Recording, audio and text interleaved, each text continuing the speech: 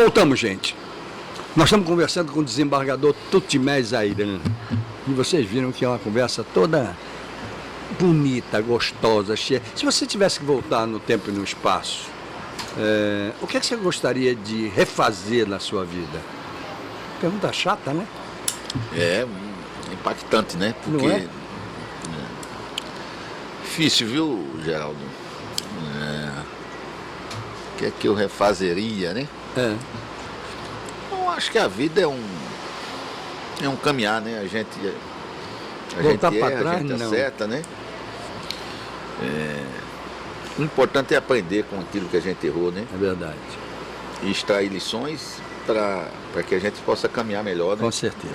Quantos são os desembargadores no Tribunal de Justiça? São 15. São 15. Como é a convivência dentro de um colegiado onde os pensamentos são os mais diversos? Na verdade, isso é nos força o convívio de 15 cabeças diferentes, né? Algumas inteiramente diferentes umas das outras. Ou seja, até conflitos tem que existir. Isso nos força a arte da convivência, né? Sem dúvida alguma. E para conviver, você pode conviver tranquilamente bem com as pessoas de forma respeitosa, harmoniosa, né?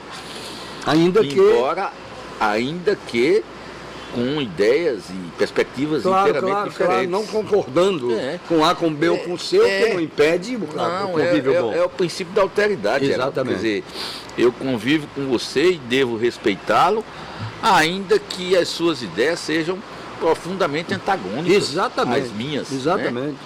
É uma das minhas maiores inquietações hoje, é exatamente esse caldo de ódio que alimenta a sociedade brasileira e que tem tirado das pessoas a capacidade até de conviver com as outras e de respeitar as outras nos espaços públicos, né? Episódios recentes lamentáveis, profundamente lamentáveis, né? Com abordagens intolerantes a artistas, porque tem uma determinada perspectiva ideológica, enfim. O que aconteceu com Chico Buarque de Holanda, né? Exatamente. Por exemplo. Eu acho que nós precisamos entender que o outro existe. Claro. E que o outro nem sempre pensa como nós pensamos. Mas você não acha que o outro também precisa pensar assim? Sim. Então é uma questão cultural que é preciso mudar também. Claro. Não é? Claro. Eu sou absolutamente antagônico ao que o desembargador Tutimés Ayran pensa, mas eu o respeito. Claro. É diferente. E tem o dever moral e humano de conviver bem com ele. Claro.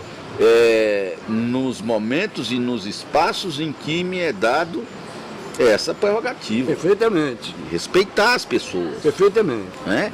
Apesar delas, enfim, pensarem inteiramente diferente de mim. É a tolerância, né? É a tolerância. Tolerância. Não tenha dúvida, não. Tenha dúvida. O Essa outro questão, existe, por né? exemplo, do conflito de minorias e maiorias, e sei lá se são maiorias ou se são minorias, esse é um conflito, é uma discussão que não está fazendo bem ao Brasil, ao país ou ao mundo. Me parece que não está fazendo bem, porque parece que há uma coisa assim do tipo, você acha que eu sou menos do que você, ou eu sou maior do que você. Não existe isso, todo mundo tem que entender um poder de igualdade. Eu acho que há um nível de intolerância lastimável. Muito lastimável. Muito ruim, né? Que faz com que as pessoas, em função da intolerância, se odeiem. Exato. Né? E que as pessoas sejam extremamente desrespeitosas umas com as outras. Perfeito. Né? Isso é ruim, é muito ruim.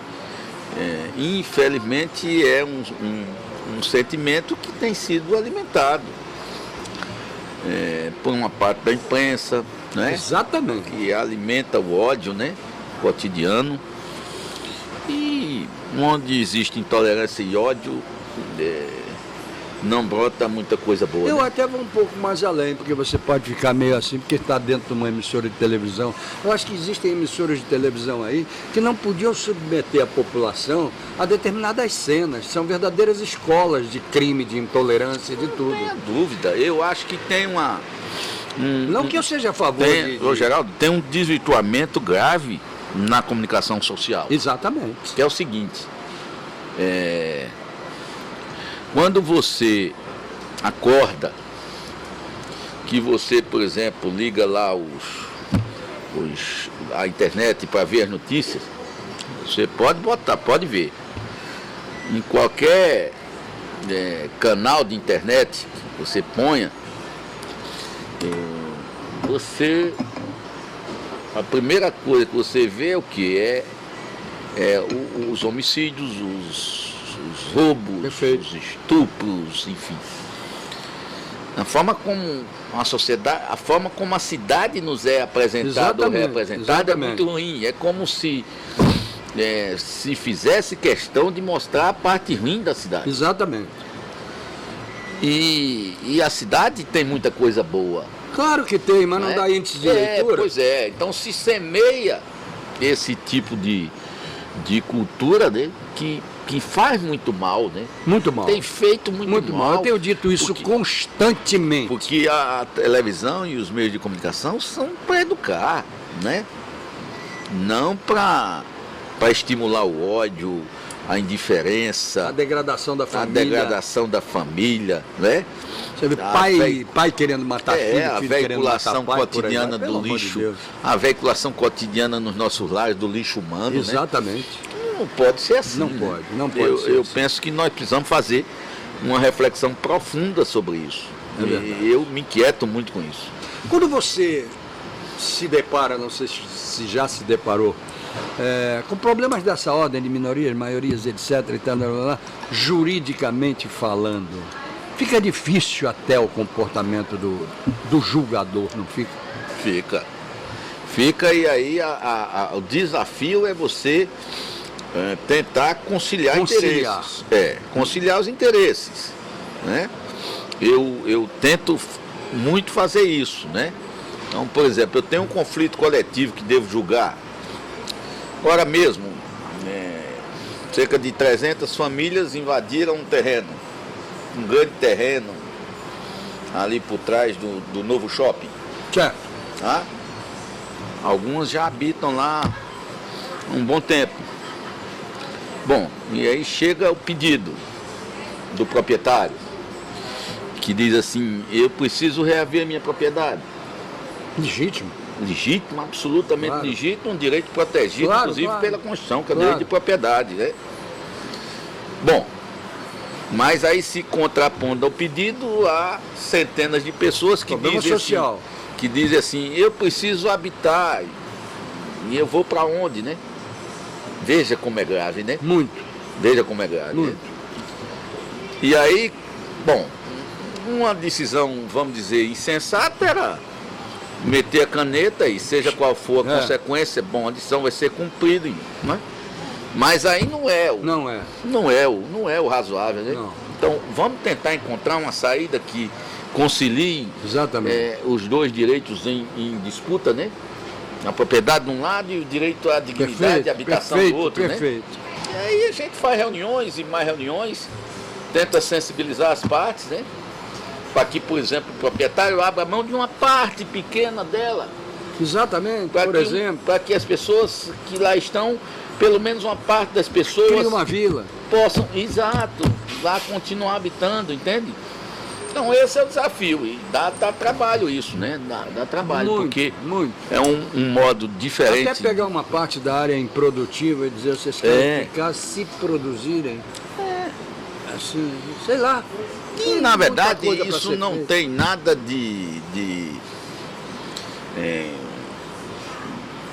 comunista, não, né? De jeito algum. É um juiz comunista, não tem nada disso, né? Nada a ver. Nada a ver. Na verdade, a conciliação. É a tentativa de compatibilizar interesses. E já que falamos sobre isso, o direito implementou e vem implementando ao longo dos últimos tempos a conciliação. Como é que está isso? Melhorou? Olha, eu acho que é uma cultura que ela tem sido implementada, como você disse, mas é uma cultura que ainda encontra muita resistência, inclusive no próprio poder judiciário. Porque há um caldo cultural que adora o litígio.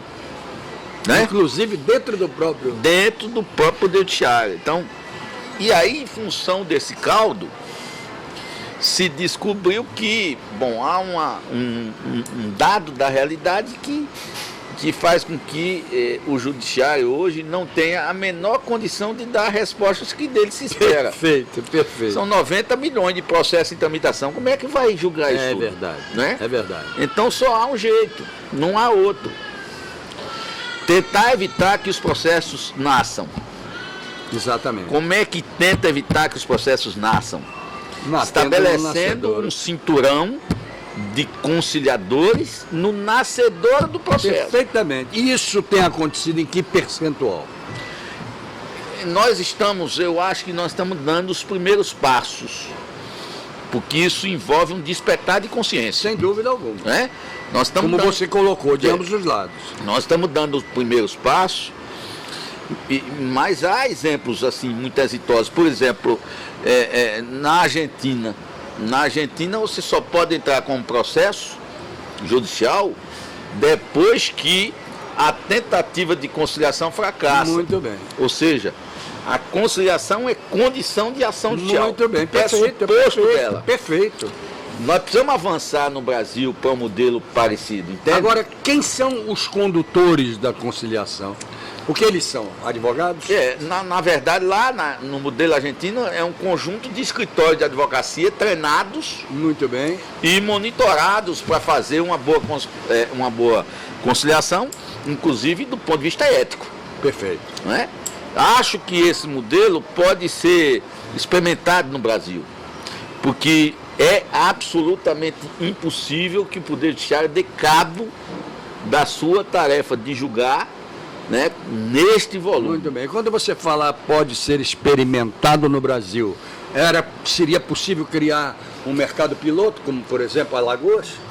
Claro, claro. Poderia? Sim, claro. E seria legítimo? Não, você não pode, do ponto de vista processual, colocar isso como condição de ação. Certo. Porque aí implica, inclusive, numa mudança constitucional. Perfeito. Mas você pode estimular isso até o limite. Ok. Né? Para que as partes só escolham a via judicial depois que todas as possibilidades de uma eventual composição sejam percorridas. Muito bom. É por isso que eu gosto de conversar com ele. Você viu quantas coisas nós conversamos aqui, como nós avançamos e, sobretudo, como você conheceu mais o interior desse desembargador jovem. Você pode, com isso, Geraldo, qual é a vantagem da conciliação? Muitas. Primeiro, quando você decide conciliando, você conhece mais o conflito. Claro. Você está diante do conflito, conversando com as pessoas, sentindo elas. Perfeito. É diferente de eu estar lendo. Exatamente. O processo não fala. Perfeito. Então, quanto mais eu conheço do conflito real, melhor eu decido. Com certeza. Né? Com certeza. Essa é a primeira vantagem. Segundo, evita a cadeia recursal. Porque as pessoas assumem o compromisso com a conciliação. Perfeitamente. E o seu resultado.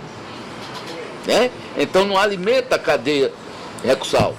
Isso é uma vantagem enorme. Terceiro, a eficácia da decisão é imediata.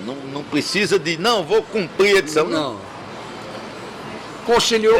Acabou. Eficácia imediata. Muito bom. Né? Muito bom. Então só tem vantagens. E melhor do que tudo. Encontra acolhimento nos 15 desembargadores aqui?